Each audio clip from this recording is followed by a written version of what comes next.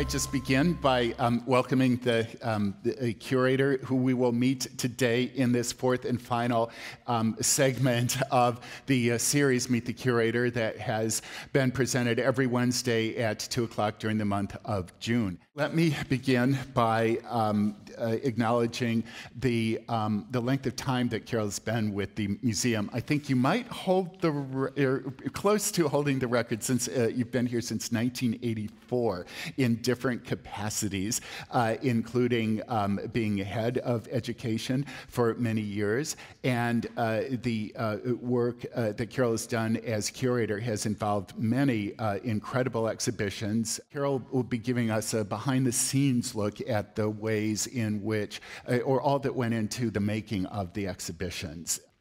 So, Carole, can you take us back to your days as a student? Yes, I grew up in Canton, Ohio, and today Canton, Ohio has a really lovely art museum, the Canton Art Institute. But growing up, it was actually in an old castle-like structure.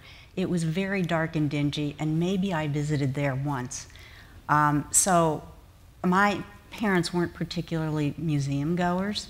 I was telling David they liked Broadway plays, but not museums particularly. So when I got to Syracuse University, I was actually a biology major. I thought about being a doctor. And I had a friend who helped me register. He was a year older and, wiser, I guess. And so he said, well, you have to sign up for this art history class, Art History 101. So I do. And the man who's teaching its name is Thomas Fleming, and he actually wrote a book called Art and Ideas. And it was the textbook used at Syracuse, but it was also the textbook used at many colleges around the country. And he was the professor, and he was also a concert pianist. And his deal was that art wasn't like in this silo, it was very much related to life and to music and to everything else that was going on. Well, I took this class and that was it. I think I probably took as many art history classes as I could after that, and I dropped the biology and the genetics really soon. So that's kind of how I got there, happily. And you pursued, after your undergraduate years, you pursued a graduate study in actually not only art history, but in another field as well. Can you talk about that?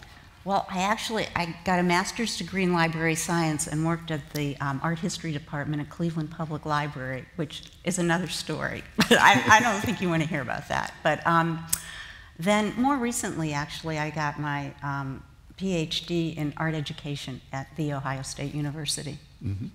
And can you tell us a little bit about what your dissertation topic was? Sure. It was called A Case Study in Museum Education, and I keyed in on the exhibition, I'll talk about it a little bit more, symphonic poem, The Art of Amina Robinson. So it was kind of looking at that and how, in fact, in museums, how educators and curators can work together most effectively for the good of the visitor and the public. And your background is actually similar to mine in that we spent many years in museum education prior to our positions as curators. And can you reflect on the way in which your background in education has affected or how it informs the way that you approach the job of curating installations, exhibitions, and so on? I like to think that I really put myself in the position of the visitor. And so whenever I'm developing something or writing something, I try and think of how someone who's really not an expert in whatever this happens to be would come to it and what questions they would have and how might we increase their understanding, even the use of vocabulary, that sort of thing. So I really do think I look at it from that point of view. And I think the fact that our museum, and I'll talk about this too, has so many interactive things going on in the galleries now, and that started some time ago with some of the work that I did. I think that has really grown in a way that is really quite wonderful, and that people are really connecting with the art in very real ways. And you have taken many of the groundbreaking steps to bring the museum to the position that it occupies today, winner of national awards, recognized nationally and internationally for the close community involvement, and the changes that have occurred in the museum since your early involvement with it in the 1980s to the present. The changes must be pretty enormous in so many ways. Can you tell us about what impresses you most about the way that the museum is now compared to the years in which you first were involved in the museum? Yes. It's a big question. But I do remember when I first started working here, I honestly, and I won't mention any names, but I think some of the curators, and there weren't that many, would have been very happy never to have a child in their exhibition. I think they thought that might be a bit disruptive. So I think you all know how we've changed, and not just children, but sometimes the installations were so beautiful that you kind of didn't want anybody in there to, do anything. Disturb anything, yeah. That's the feeling we sometimes had. So I think we have come full circle. Nanette Macy-Jones, you all know personally probably. She's such a community-minded person who really, really means it when she wants the community involved in the museum and in activities. So I think we've turned around as much as possible. And I think a lot of that is happening in museums around the world, and certainly in this country. Mm-hmm. And Columbus is leading ahead of the advance guard in these changes, or has been and continues to be, which is wonderful. We've talked about your career.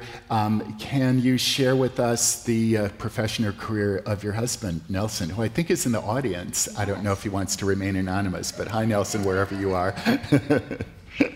He's a lawyer.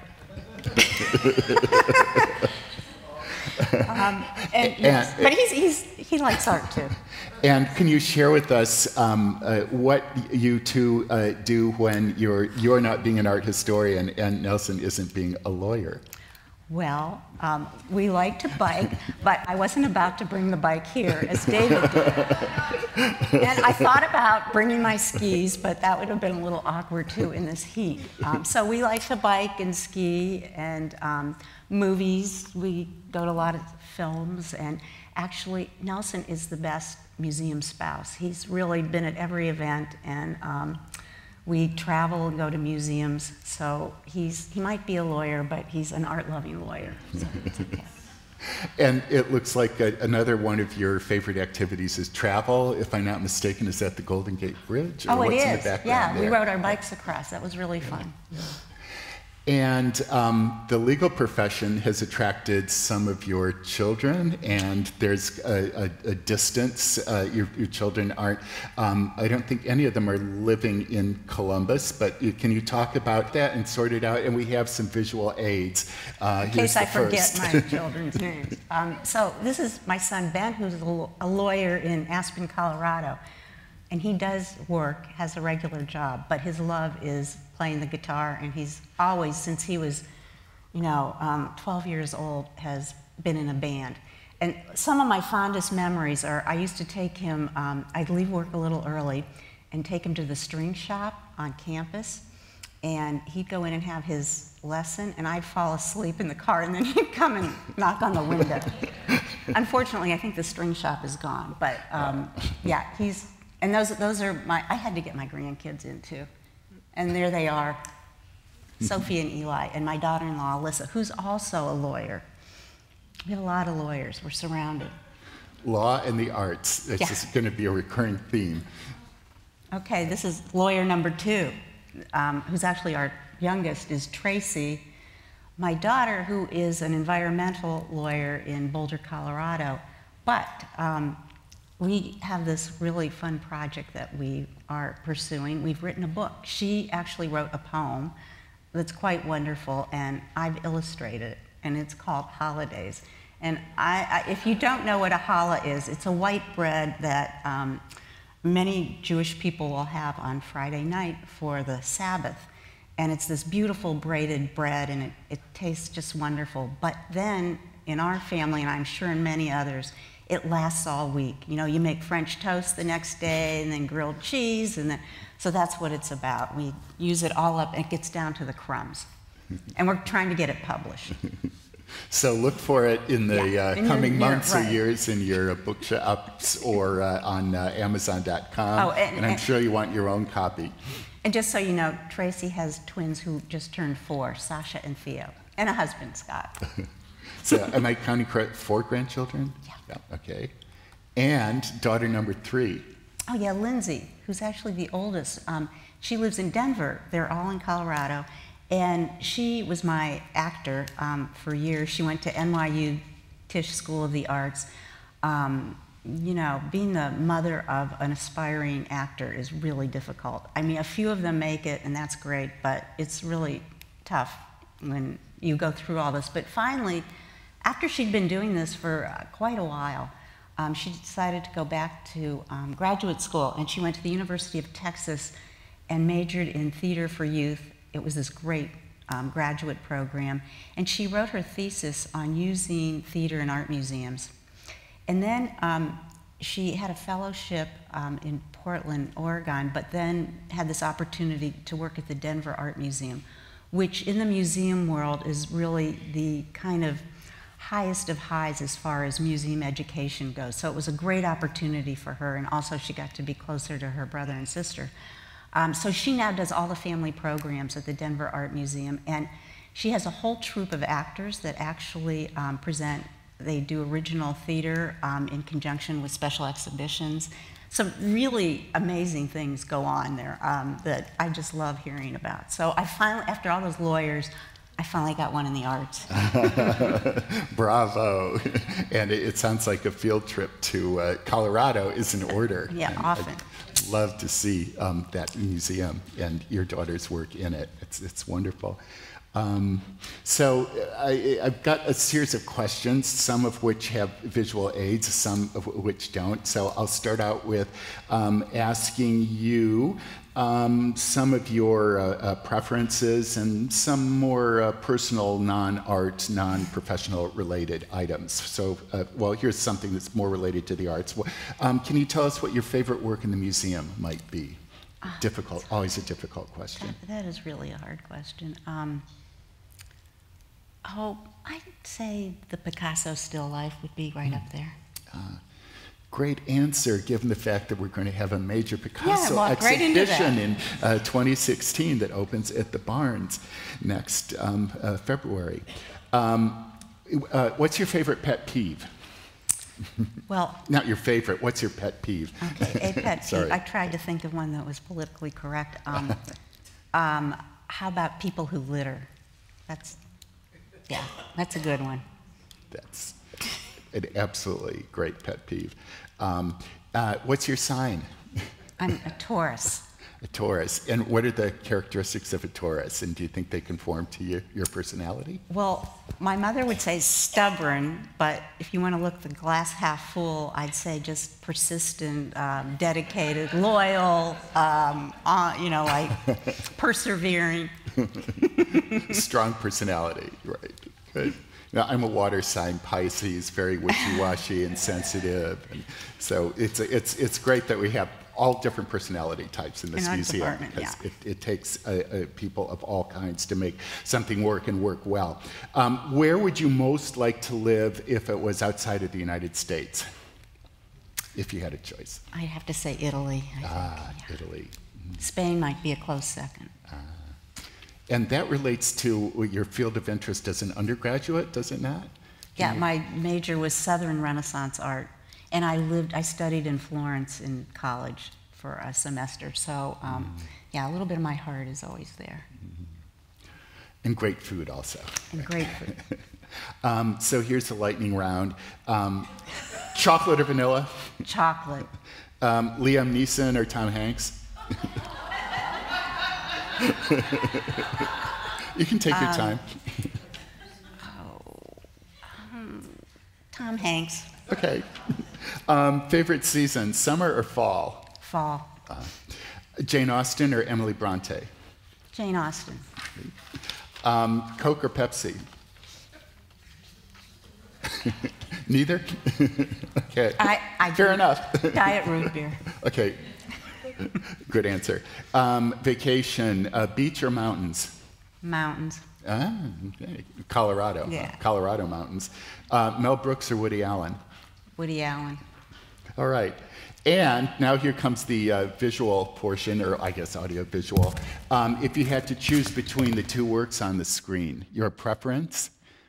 Nolde on the top, German expressionist, and Severin Rosen, an American still life painter, on the bottom. It's 20th century versus 19th. I'd have to pick the Nolde, I think. Nolde. Mm-hmm.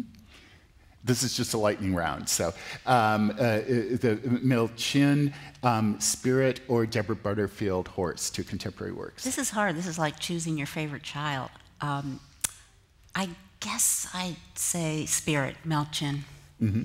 And by the way, it's being installed as we speak, and it will be one of the highlights. It has its own, it will have its own separate gallery in the new wing, and it'll really be something to see. I guarantee you'll all really enjoy seeing the new installation.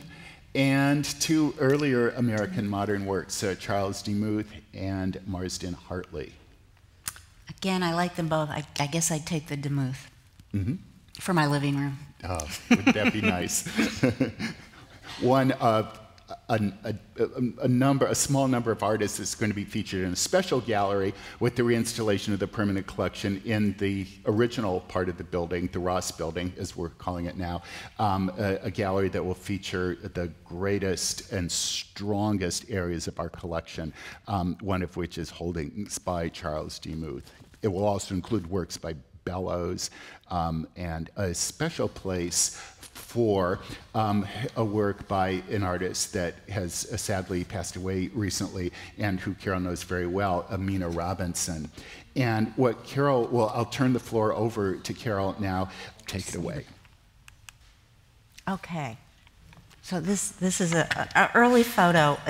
You know, what happens in the museum is if it's before a certain date, nothing is in our digital files, so it's really hard to locate things. But Nancy Turner, who I don't think is here, came up with this photograph the other day, and I said, oh, I'll use that. So this is, I've already been here for quite a while. This is from the 1990s.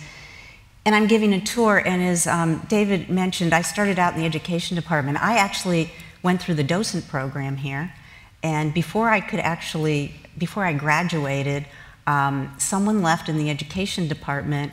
I had a degree in library science and art history, so they asked me to fill in very quickly, and that was in 1984. And in fact, the way we kind of date ourselves here is what exhibition was up. So how many of you remember Henry Moore, The Reclining Figure? Remember, it was a great exhibition. Of course, our Henry Moore is out in front, and it related to that. So that was my first year here at the museum. And you can see these are a lot of the programs that we did, developed a summer arts program. A lot of what we did is still happening, and I say probably even better than it was originally because it's been tweaked. But we did lots of collaborating, and collaborations with Pro Musica, with Opera Columbus. How many of you remember Son of Heaven? I know many of the docents well. That was quite a feat. Because we operated this major exhibition from China in what was old Central High School, which is now COSI. And it was a really gigantic undertaking. I traveled to Seattle to look at the exhibition there. It was in Seattle at the Art Museum before it was here. We trained a whole nother crew of docents, and I told a good story because the first day we had, I mean, people made reservations and there were crowds, but because of the objects, and they were so dramatic, they were very low, there was very low lighting. And the first week we have these docent tours, and what happens is we would find kids, high school kids, making out in the exhibition space. So we had to like turn the lights up a little, things like that. it was really quite a feat. But I did want to tell you about two programs that I think were really important and that some of you might remember. Some of you might remember either Arthur Kobacher or the Kobacher stores, Pickway Shoes and the Shoe Works. Arthur Kobacher was a very philanthropic person, and he, this is in 1987 maybe, he went to New York and went to the Guggenheim, and they had a very well-known program called Learning to Read Through the Arts. And they would take, I think he was there to see a Miro show, but they'd take you to the top of the spiral, and on the top 2 floors was this exhibition of work by K through 12 students who had been in residency with artists from New York. Now, their artists could have been, you know, opera singers and Broadway stars and fine artists, and it's a tremendous program. And then each participant, each student had to write a little piece about it. And Arthur never got to the Miro show because he was so taken with what these students had to say. And he came back to Columbus. I think he called the acting director then, and I mean, he might have called from New York and said he wanted to see something like that happen here.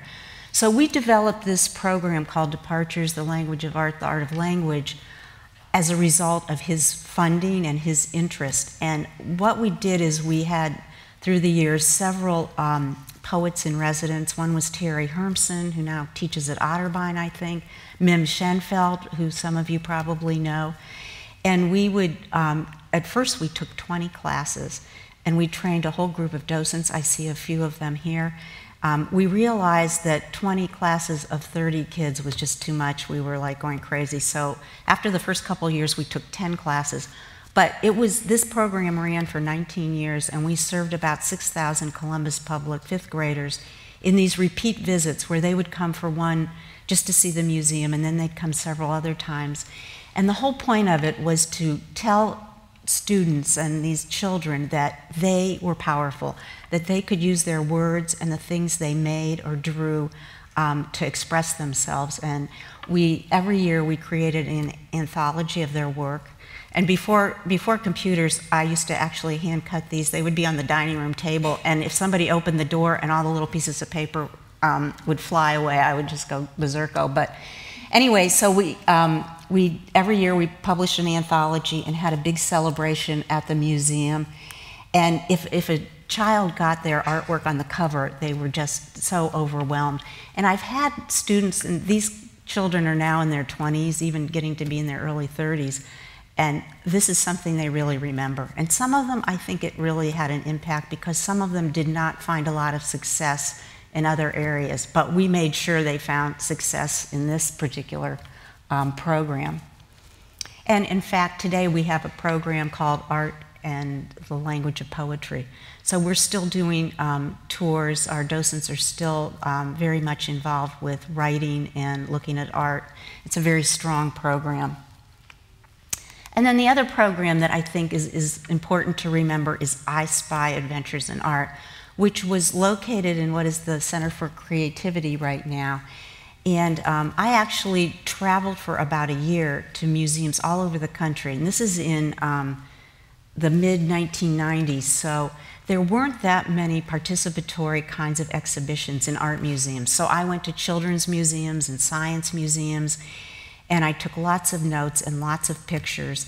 And the big thing that I learned from all of that was the worst thing that you can do is have an interactive exhibition that doesn't work. That either the technology breaks down or the pencils aren't sharpened or whatever, or it's messy. It just looks dirty. So that was really the most important thing I learned, and came back and we organized I Spy, which had 4 aspects, all of them related to different areas of the permanent collection. So the introductory one just had lots of things about art in general. We examined photography and animation. We had Amina Robinson's A Street Called Home, the original art for her accordion book. And then we also looked at ancient Mexico, a touch of Dutch, and Elijah Pierce. Now, you have to understand what was really amazing about this is that we used about 35 works, major works from the permanent collection. which very few museums had done at that time. And each one that I used, I had to go argue with other curators to let them allow me to have them in this, what they perceived as this children's exhibition. So I think it was very well received. We intended to change it out like every 2 years, but it was a very involved undertaking and a costly one. So kind of the years slipped by. We did reinstall the Dutch with an exhibition about George Bellows. But the thing that we really learned, and we did lots of surveying and observations, was that a lot of adults without children liked I Spy. And I think that's the basis of why we have so many interactive, what we call connectors, in our exhibitions and throughout the permanent collection, because this is a way to really, again, connect visitors with art in a very meaningful way. So I think I Spy was kind of the foundation for that, and it has really evolved here at the Columbus Museum of Art. We also had a great team of kids who were involved in planning it as well. And then to switch over to my work as a curator, my friend, our wonderful exhibition designer, Greg Jones, likes to call me the curator of odds and ends.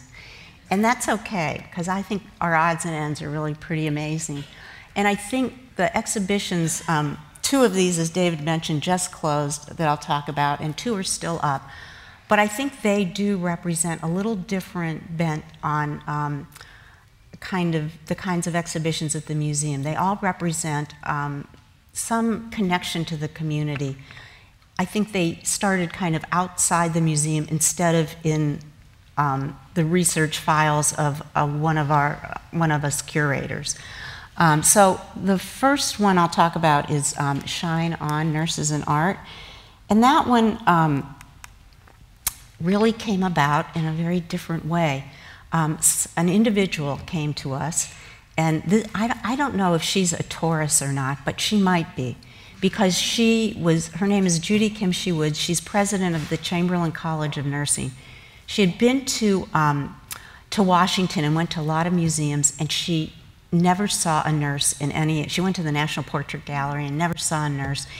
And she had this book in her hands, and she came to us, this is probably 3 years ago or more, and to various people, and she said, can't we do an exhibition about nurses? And I don't think anybody took her that seriously, but she finally got to Nanette, our director, and she said to Nanette, I'll help you raise money for this. I'll make sure you have an audience. I have connections to all these nursing schools. And Nanette finally said, well, you know what? I think this sounds like a great idea. And that's kind of where I came in to put together what would that exhibition look like.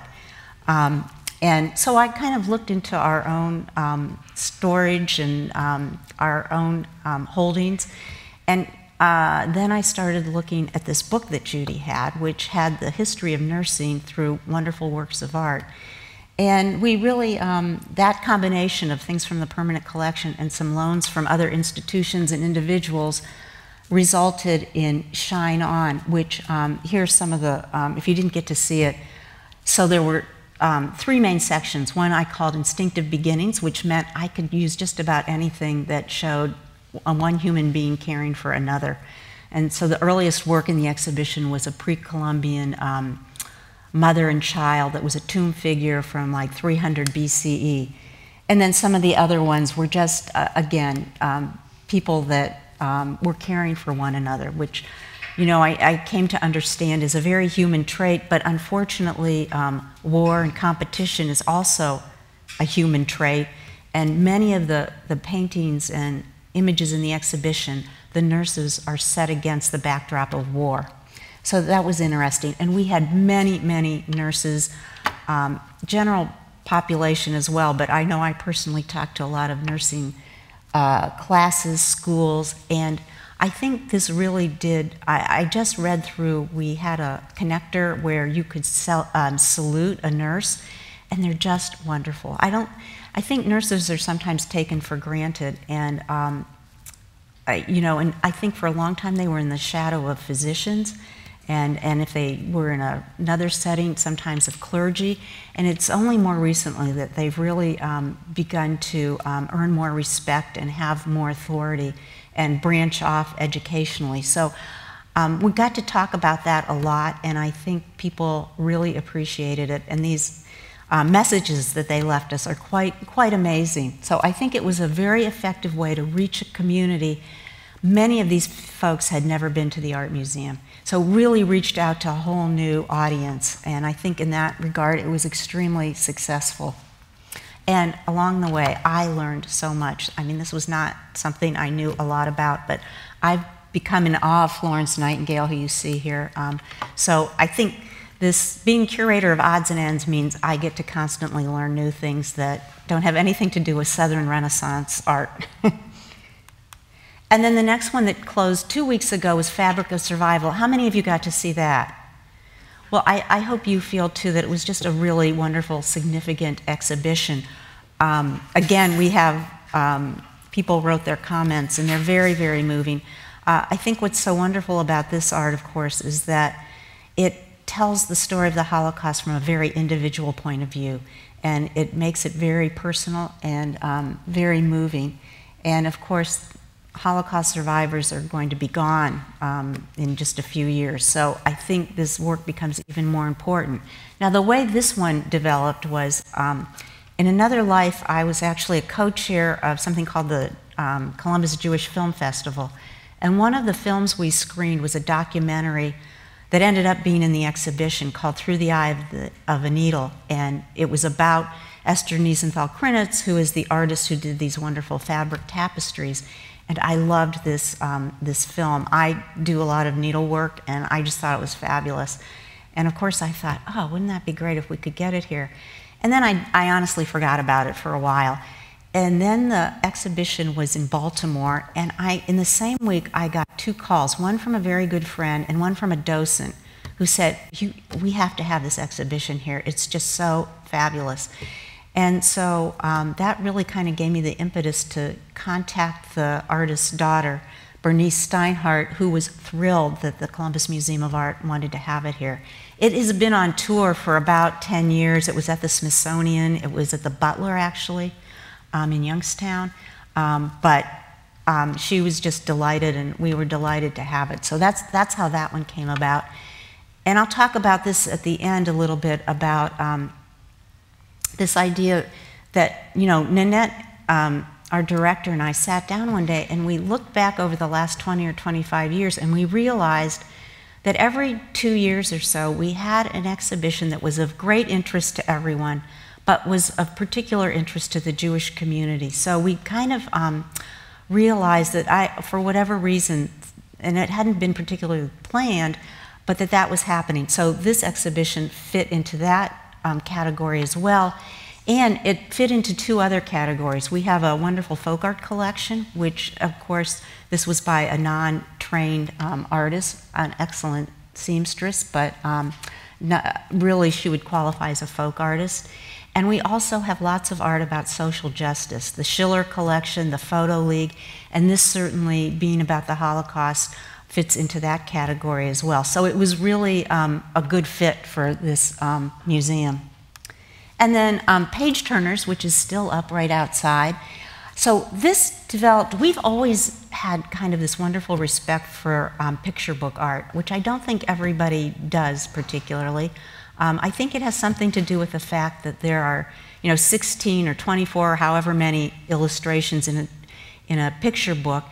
Maybe we think that there's something easy about that, but I think if you look at the art in these exhibitions we've had, you realize how skilled and talented these artists are, and the magic that really results when an artist understands what the written word is, whether he or she has written it him or herself, or whether it was put together by the publisher. So they're really significant. And we did a number of children's book illustrations a long time ago. Do any of you remember Speak? Children's book illustrators brag about their dogs. And then we did Purr, where they bragged about their cats. And those were both edited by Michael Rosen, who's a local person who does a lot of picture books. And those were actually, besides being picture book exhibitions, we also experimented a lot with interactives. So that became kind of another experimental round of exhibitions for I Spy. But at any rate, then serendipitously, we have a docent who is a really remarkable collector of picture book art, Carol Wolfenbarger. And she was kind enough a couple years ago to say that we could showcase her work. So that was the exhibition you see over here. It was in the Forum. It was called Imagine. And these are some of the wonderful works of art from that exhibition. And then this is Pageturners, which this is a collaboration with the Maza Museum, which is in Findlay at the University of Findlay. And they have actually the country's largest collection of picture book art.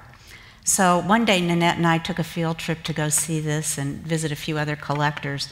And then they were very anxious to have us do an exhibition. And I, of course, thought, well, if we do like award-winning picture book art, we're going to get the very best, which I think we did. So there's some wonderful examples.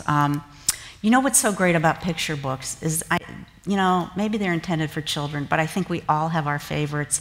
And this is one of mine, Drummer Hoff. I don't know, I used to read it to my kids and it rhymed, and it was just like, it just brings back such great memories.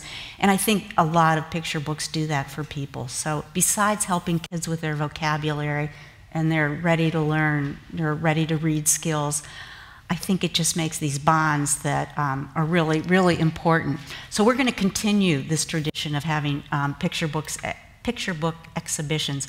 We don't have one planned for the next year, but probably the year after we will have another picture book exhibition. And then the fourth exhibition, and it is still up too, and it's in the Forum. When Amina Robinson passed away on May 22nd, we really worked quickly. I think this is probably one of the fastest exhibitions that was ever mounted here, but we have a very long track record with Amina and her work. And in fact, she always talked about the fact that she was in an exhibition here in 1956. She was in high school. She had entered a poster contest for, that was sponsored by 17 magazine, and she won, and her poster was exhibited here at the museum. And then there were other very smaller exhibitions until 1990, when we did a solo exhibition of her work called Pages in History, which you see. And at that time, the education department was writing all the brochures that went with exhibitions. And so I was writing a lot of those, and that's when I first met Amina in 1989. I went to her house, had a long conversation so I could write this piece, and really we became fast friends and have worked together ever since. And in fact, this is the exhibition, Pages in History, and Amina is wearing a dress I just love that she actually made from ties. And in the back was a pouch where she kept her little Chihuahua dog, but nobody knew it was there except my kids, and they just got the biggest kick out of that she brought her dog to the museum. And then in 2002, Annegret Mill and I co-curated Symphonic Poem, which was a major retrospective exhibition with a major catalog of Amina's work. And during that process, I actually interviewed Amina for a period of about 9 months. I would go at least 2 or 3 times a week for a couple hours. I didn't want to exhaust her. And I just had this privilege of taping all these conversations about every work of art that was in the exhibition and a lot more. And then I had them all, this is before high-tech kinds of things. I had them, transposed into hard copy. And a lot of that conversation, her exact words, became the captions for the works of art in the catalog. And then a couple years later, we actually did a national tour of Symphonic Poem that went to the Brooklyn Art Museum, Tacoma, and Toledo. And then there have been other exhibitions. This one was Street Talk and Spiritual Matters a couple years ago, and Water Street. So we've had this very long and involved relationship with Amina, and it's been our privilege. We're actually the beneficiary of her estate. So you're going to be seeing a lot more of Amina's work. We will always have something on view, but it's really quite wonderful. And here's just the main works from the exhibition that's up right now. So when we came to do this, I thought, well, what's important to Amina? And one thing that was always important was her family. So here you have her father, who taught her how to make dyes, make books. He told her that she would never have to be without art materials because you could always go outside in nature and find something to use. She was very close to her father, and her mother was kind of the disciplinarian, but she taught her button work. She used to have Amina do apply buttons and use them as kind of tablecloths. And of course, we see lots of buttons in Amina's work. This is Amina is the middle child. She's in the middle here with her mother and father, and her older sister Sue and her younger sister Sharon. And then Sydney is in the Child of the Field, it is called. Amina did this of Sydney, is about 11 years old. But it's indicative of Amina's thought process because, for Amina, everything's connected. The past, the present, and the future, it's all one.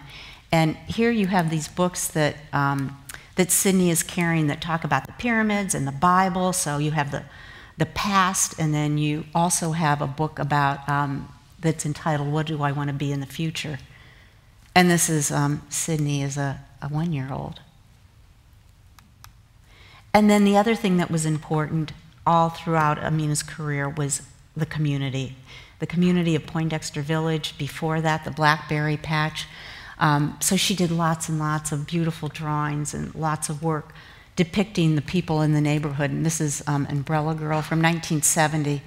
And then she, in the 1970s, the late 70s, she developed a very strong bond with Elijah Pierce, the Columbus folk artist whose barbershop and studio was right around the corner from the museum, and Amina went to CCAD, so she used to stop in there all the time. And he also lived near her house, so they would take these long walks together. And she always had this very special and very close bond with him, and really credited him with helping her get through some very difficult times in her life when she became a single parent and had financial difficulties. And here they are at an exhibition. Amina has a lot more hair at this point. And then a really important thing to Amina was her travels, and especially her trip to Africa in 1979. I love these pieces. This is the one that we have up, but these are two others. So Amina didn't pack a lot of clothes, but she packed art materials, like handmade paper and linen to draw on. But she ran out at some point, and she started using the shelf paper that lined the drawers in the hotel. And that's what these are on. They're all on shelf paper. But they depict these great scenes of marketplaces, and she really identified with people. And in Egypt, she was given, a holy person gave her the name Amina, which she didn't change her given name, Brenda Lynn. She added it legally, so she became Amina Brenda Lynn Robinson.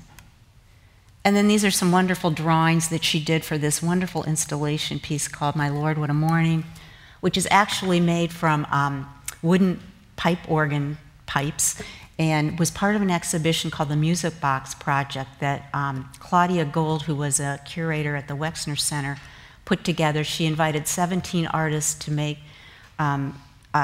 pieces that involve music and original art. And so this was Amina's. And again, everything strings together for Amina. So each pipe represents a woman, and together they represent a chorus of spirituals, which African American spirituals were always very important to her.